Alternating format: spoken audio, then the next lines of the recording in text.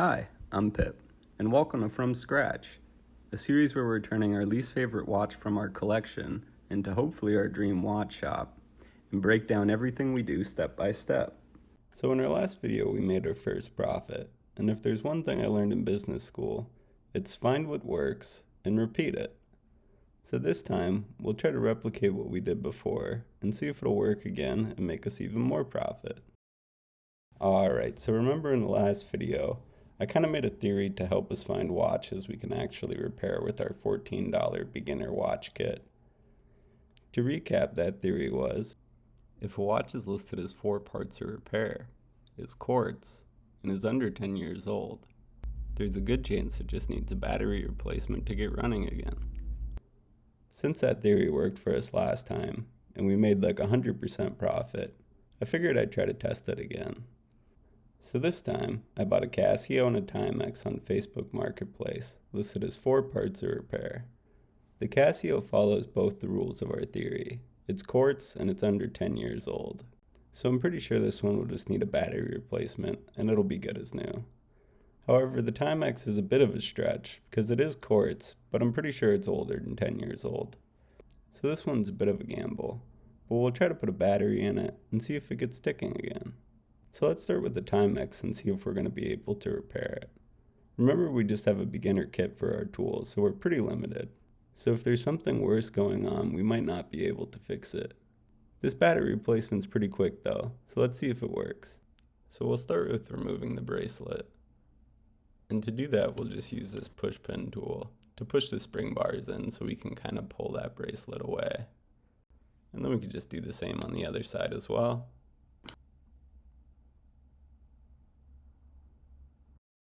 And there's that stretchy bracelet. Looks like it's in okay shape, so we'll just put it aside for now. And this watch has a snap-on case back, so we can just use our case back tool to pry it open.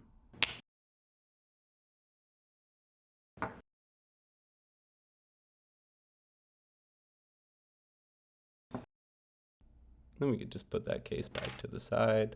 And there's the movement with the dead battery, so we'll just take that out. The movement does look pretty good though, so hopefully this works.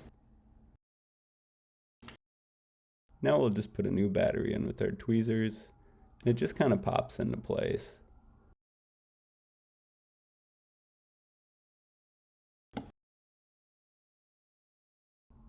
And then we'll just snap the case back on and see if it worked.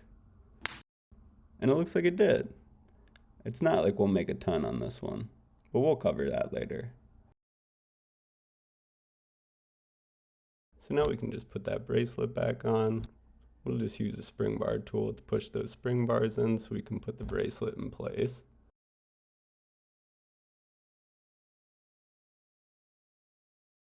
And then it's all good to go. But let's move on to the Casio. So this one's actually nicknamed the Duro. And I'm honestly pretty lucky to find this one listed as 4 parts to repair, because these things are pretty tough. This one's in super great shape too. So hopefully our little business theory works for us again here. Anyway, like the Invicta in the last video, this one has a screw-on case back. So we'll use our special tool here to kind of grab onto those grooves on the case back, and then we can unscrew it. Alright, so we'll just put the tool into position here, and then we can use it to kind of crack that case open and unscrew it.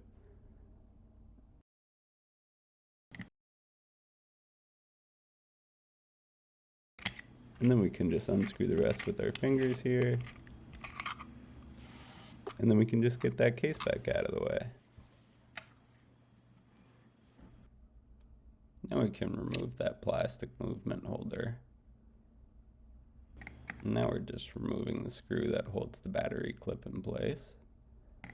And that'll let us move the battery clip back so we can remove the dead battery. Now we're just taking that dead battery out.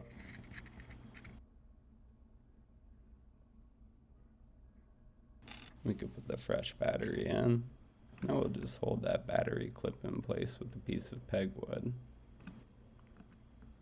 And now we can just put that battery clip screw into place.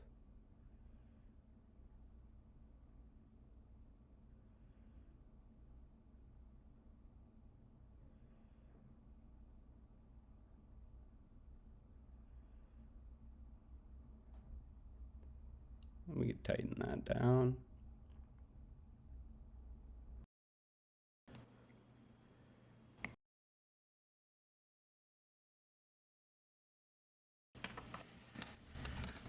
Put that movement holder back into position here.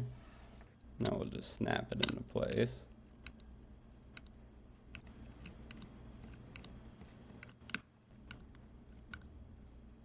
Now we can put that case back on. Screw it in.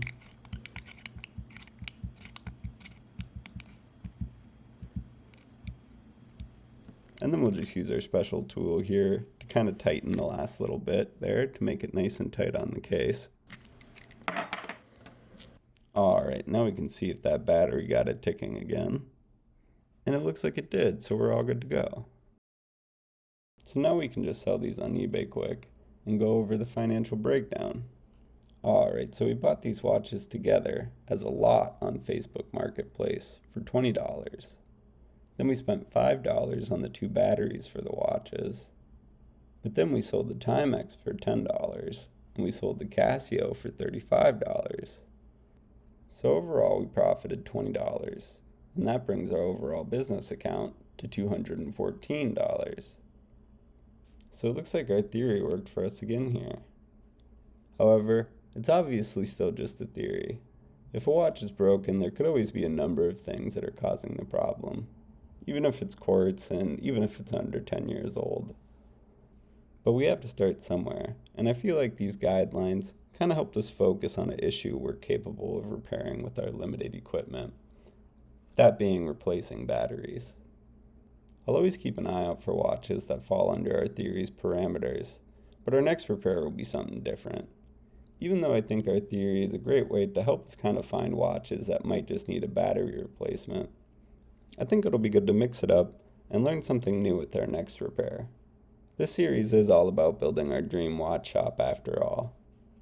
So in the next video, we'll be trying some more advanced repairs and buying some new equipment.